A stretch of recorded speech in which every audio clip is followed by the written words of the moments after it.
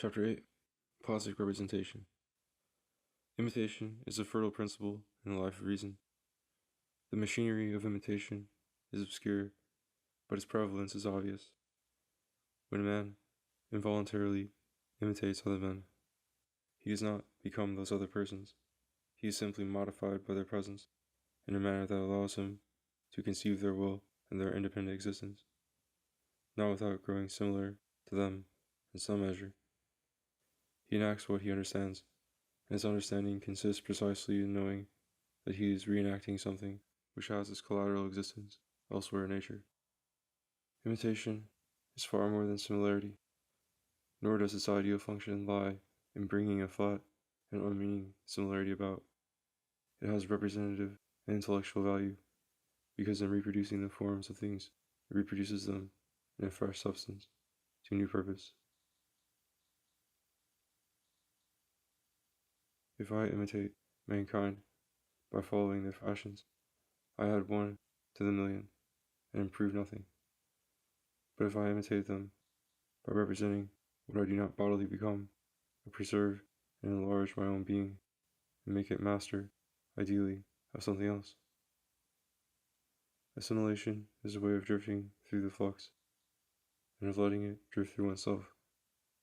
Representation, on the contrary, is a principle of progress. To grow by mastery of what you are not and do not wish to be is to grow in dignity. It is to be wise and prepared. It is to survey a universe without ceasing to be a mind. A product of imitative sensibility is accordingly on a higher plane than the original existences it introduces to one another, the ignorant individual and the unknown world. Imitation, in softening the body into physical adjustments, stimulates the mind to ideal representation. This is the case even when the stimulus is a contagious influence or habit, though the response may then be slavish and the representation vague. Sheep jumping a wall after their leader doubtless feel that they are not alone, and though their action may have no purpose, probably has a felt sanction and reward. Men also think they invoke an authority when they appeal to quas semper et ubique et ab omnibus, and a conscious unanimity is a human, if not a rational joy. When, however, the stimulus to imitation is not so pervasive and touches chiefly a single sense, when what it arouses is a movement of the hand or eye retracing the object, then the response becomes very definitely cognitive. It constitutes an observation of fact, an acquaintance with a thing's structure amounting to technical knowledge. For such a survey leaves behind it a power to reconstitute the process it involved. It leaves a model idea in an idle moment, when the information thus acquired need not be put to instant use. The newborn faculty may work itself out spontaneously. The sound heard is repeated, the thing observed is sketched, the event conceived is acted out in pantomime. Then imitation rounds itself out, and uninhibited sensation has become an instinct to keep that sensation alive, and plastic representation has begun. The secret of representative genius is simple enough.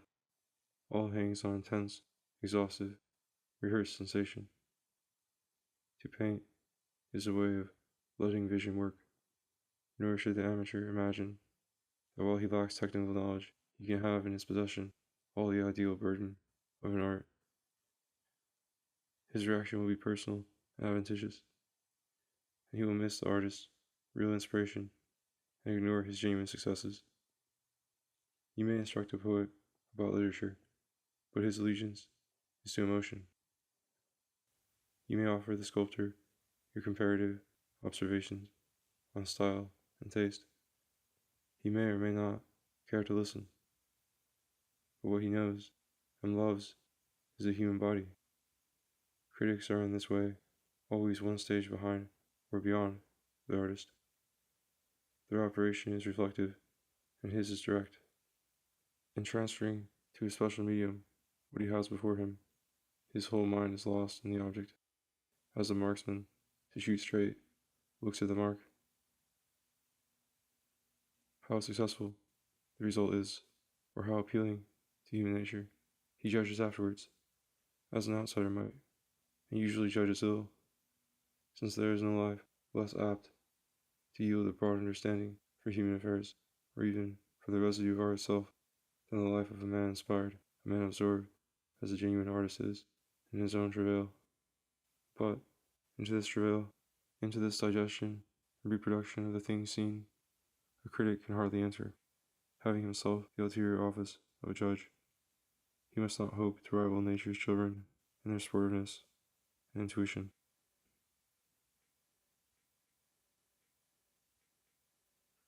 In an age of moral confusion, these circumstances may lead to a strange shifting of roles. The critic, feeling that something in the artist has escaped him, may labor to put himself in the artist's place. If he succeeded, the rest would only be to make him a biographer. He would be describing in words the very intuitions which the artist had rendered in some other medium. To understand how the artist felt, however, is not criticism. Criticism is an investigation of what the work is good for. Its function may be chiefly to awaken certain emotions in the beholder, to deepen in him certain habits of apperception. But even this most aesthetic element in a work's operation does not borrow its value from the possible fact that the artist also shared those habits and emotions. If he did, and if they are desirable, so much the better for him. But his work's value would still consist entirely in its power to propagate such good effects, whether they were already present in him or not. All criticism is therefore moral, since it deals with benefits and their relative weight.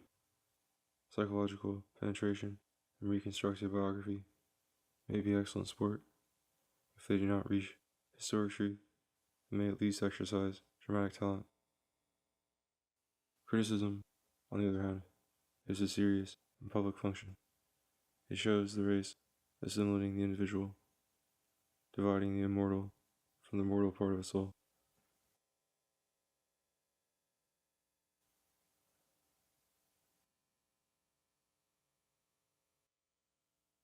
A good way to understand schools and styles is to consider first what region of nature preoccupied the age in which they arose. Perception can cut the world up into many patterns, which it isolates and dignifies with names. It must distinguish before it can reproduce, and the objects which attention distinguishes are of many strange sorts. Thus the single man, the hero, in his acts of prowess or in his readiness, may be the unit and standard in discourse. It will then be his image that will preoccupy the arts. For such a task, the most adequate art is evidently sculpture, for sculpture is the most complete of imitations. In no other art can apprehension render itself so exhaustively and with such recuperative force. Sculpture retains form and color with all that both can suggest, and it retains them in their integrity, leaving the observer free to resurvey them from any point of view and drink in their quality exhaustively.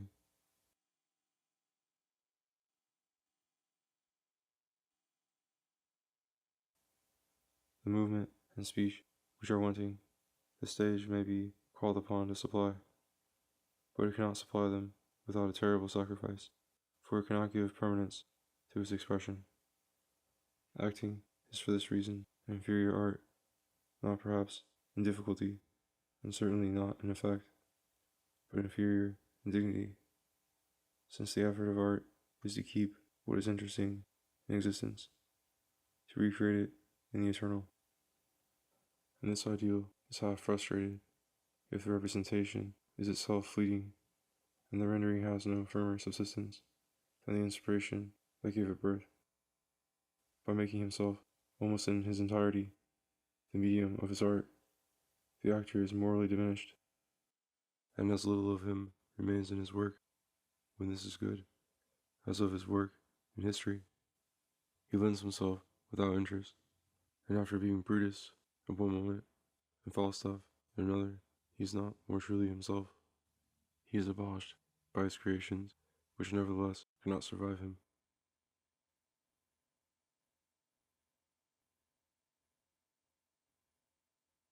Being so adequate a rendering of its object, sculpture demands a perfect mastery over it and is correspondingly difficult. It requires taste and training above every other art. For not only must the material form be reproduced, but its motor suggestions and moral expression must be rendered, things which in the model itself are at best transitory, and which may never be found there if a heroic or ideal theme is proposed. The sculptor is obliged to have caught on the wing attitudes momentarily achieved or vaguely imagined, yet these must grow firm and harmonious under his hand, nor is this enough, for sculpture is more dependent than other arts on its model. If the statue is to be ideal, i.e., if it is to express the possible emotions and vital character of its subject, the model must itself be refined. Training must have cut in the flesh those lines which are to make the language and eloquence of the marble. Trivial and vulgar forms, such as modern sculpture abounds in, reflect an undisciplined race of men, one in which neither soul nor body has done anything well, because the two have done nothing together. The frame has remained gross or awkward, while the face has taken on a tense expression, betraying loose and undignified habits of mind. To carve such a creature is to perpetuate a caricature. The modern sculptor stops short at the first conception of a figure. If he gives it his costume, it is grotesque. If he strips it, it is unmeaning and pitiful.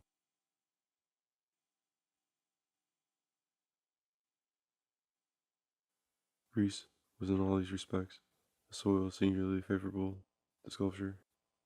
The success there achieved was so conspicuous that 2,000 years of essential superfluity have not availed to extirpate the art. Plastic impulse is indeed immortal, and many a hand, even without classic example, would have fallen to modeling. In the Middle Ages, while monumental sculpture was still rudely reminiscent, ornamental carving arose spontaneously, yet at every step the experimental sculptor would run up against disaster. What could be seen in the streets, while it offered plenty of subjects, offered none that could stimulate his talent. His patrons asked only for illustration and implied ornament. His models offered only the smirk and sad humor of a stunned life. Here and there, his statues might attain a certain sweetness and grace, such as painting might perfectly well have rendered, but on the whole, sculpture remained decorative and infantile.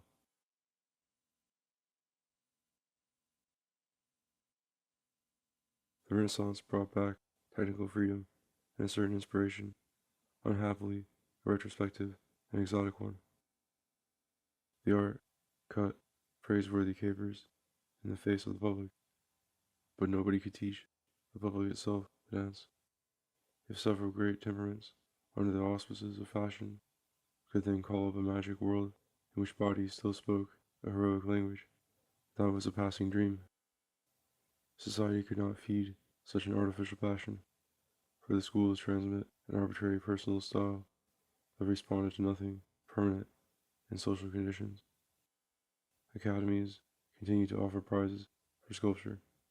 The nude continue to be seen in studios, and equestrian or other rhetorical statues continued occasionally to be erected in public squares. Heroic sculpture, however, in modern society, is really an anomaly, and confesses as much by being a failure. No personal talent avails to rescue an art from labored insignificance when it has no steadying function in the moral world, and must waver between caprice and convention, where something modest and genuine peeped out was in portraiture, and also at times in the devotional sculpture in wood, which still responded to a native interest, and consequently kept its sincerity and color. Pious images may be feeble in the extreme, but they have not the weakness of being merely aesthetic. The purveyor of church wares has a stated theme. He is employed for a purpose, and if he has enough technical resource, his work may become truly beautiful, which is not to say that he will succeed if his conceptions are without dignity or his style without discretion. There are good Mater Dolorosas. There is no good Sacred Heart.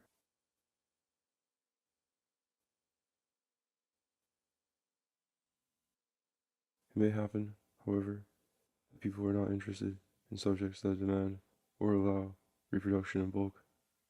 The isolated figure or simple group may seem cold apart from its natural setting. In rendering an action, you may need to render a scene, if it is a circumstance that gives it value rather than the hero. You may also wish to trace out the action through a series of episodes with many figures. In the latter case, you might have recourse to bas relief, which, although durable, is usually a thankless work. There is little in it that might not be conveyed in a drawing with distinctness. As some artists, like Michelangelo, have carried the sculpture spirit into painting, many more, when painting is the prevalent and natural art, have produced carved pictures. It may be said that any work is essentially a picture which is conceived from a single quarter and meant to be looked at only in one light. Objects in such a case need not be so truly apperceived and appropriated as they would have to be in true sculpture. One aspect suffices.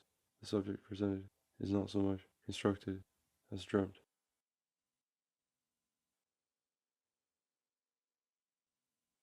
The whole history of painting may be strung on this single thread, the effort to reconstitute impressions. First the dramatic impression, and then the sensuous. A summary and symbolic representation of things is all that at first is demanded. The point is to describe something pictorially and recall people's names and actions. It is characteristic of archaic painting to be quite discursive and symbolic. Each figure is treated separately and struck side by side with the others upon a golden ground. The painter is here smothered in the recorder and the analyst. Only those perceptions are allowed to stand which have individual names or chronicle facts mentioned in their story. But vision is really more sensuous and rich than report. If art is only able to hold vision in suspense and make it explicit, when painting is still at this stage and is employed on hieroglyphics, it may reach the maximum of decorative splendor. Whatever sensuous glow finer representations may later acquire will be not sensuous merely, but poetical. Titans, Murillos, or Turners are colorists in representation, and their canvases would not be particularly warm or luminous if they represented nothing human or mystical or atmospheric. A stained glass window or a wall of tiles can outdo them for pure color and decorative magic, leaving decoration accordingly to take care of itself and be applied as sense may from time to time require. Painting goes on to elaborate the symbols with which it begins, to make them symbolize more and more of what their object contains.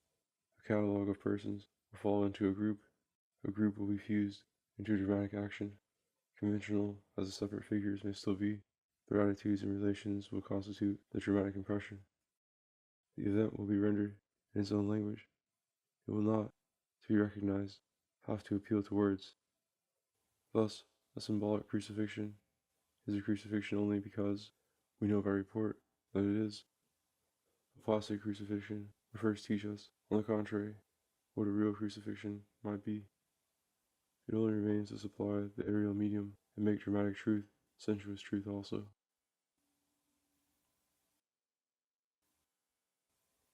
When this aerial perspective is complete, the painting is essentially a landscape. It may not represent, precisely, the open country. It may even depict an interior, like Velasquez' Menaeus. But the observer, even in the presence of men and artificial objects, has been overcome by the medium in which they swim. He is seeing the air and what it happens to hold. He is impartially recreating from within all that nature puts before him. If this physical being is wholly expressed, the humanity and morality involved will be expressed likewise, even if expressed unawares. Thus a profound and omnivorous reverie overflows the mind, it devours its objects, or is absorbed into them, and the mood which this active self-alienation brings with it is called the spirit of the scene, the sentiment of the landscape. Perception and art in this phase easily grow mystical. They are readily lost in primordial physical sympathies. Although at first a certain articulation and discursiveness may be retained in the picture, so that the things seen in their atmosphere and relations may still be distinguished clearly. The farther the impartial absorption in them goes, the more what is inter-individual rises and floods the individual over, and those particular objects threaten to vanish, which we had hoped to make luminous, breathing, and profound.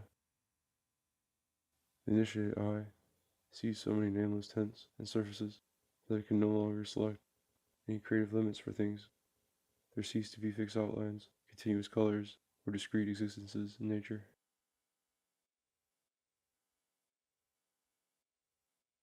An artist, however, cannot afford to forget that even in such a case, units and divisions would have to be introduced by him into his work.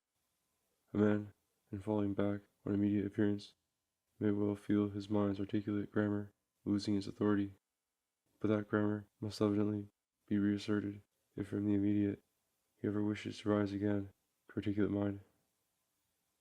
And art, after all, exists for the mind and must speak humanly. If we crave something else, we have not so far to go. There is always the infinite about us, and the animal within us to absolve us from human distinctions.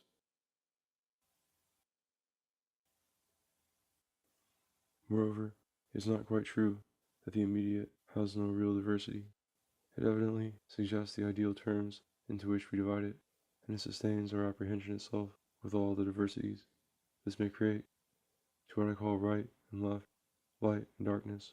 A real opposition must correspond in any reality which is at all relevant to my experience, so that I should fail to integrate my impression and to absorb the only reality that concerns me.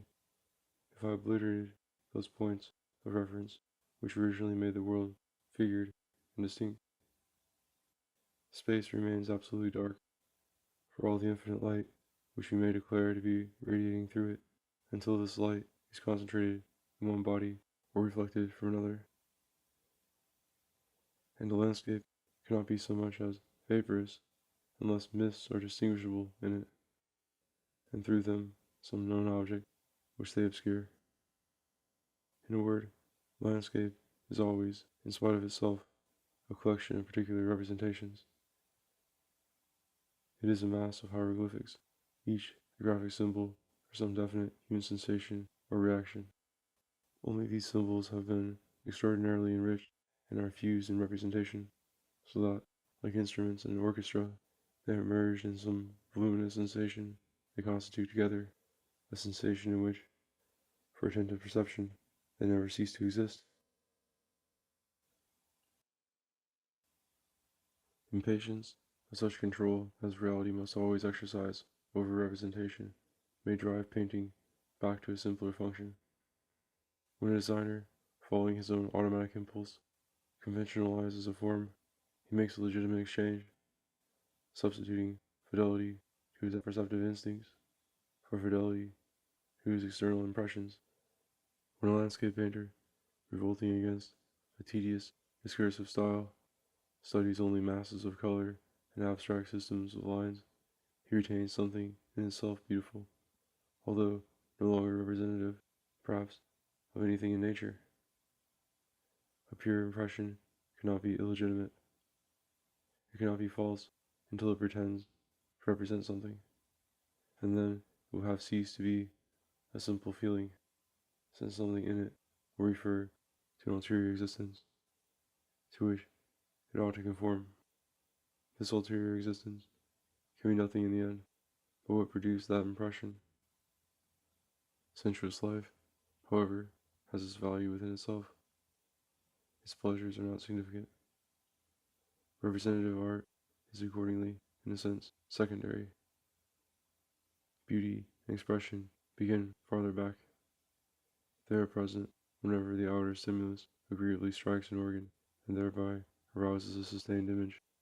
An abstract design, an outline, and color will amply fulfill these conditions, if sensuous and motor harmonies are preserved in it, and if a sufficient sweep and depth of reaction is secured.